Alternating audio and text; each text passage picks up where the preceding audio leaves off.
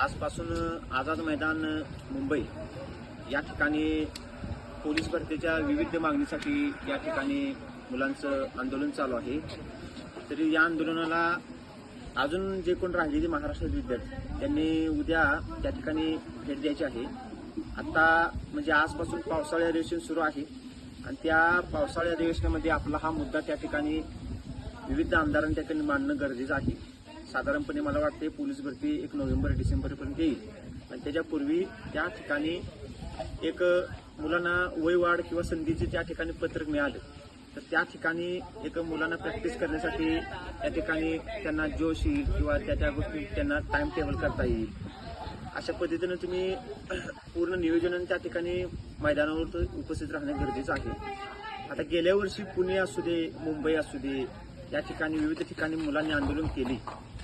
आंदोलन त्या लढ्याला यश सुद्धा आलं. पण यावर्षी विद्यार्थ्यांची संख्या खूप कमी दिसत आहे. विद्यार्थी संख्या तेवढी जास्त जाऊचीला तेवढी जास्त तुम्हाला यश मिळणार आहे.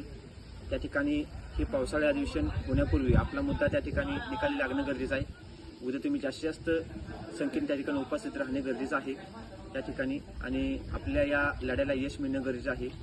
भेटू आपण उद्या आझाद मैदान मुंबई.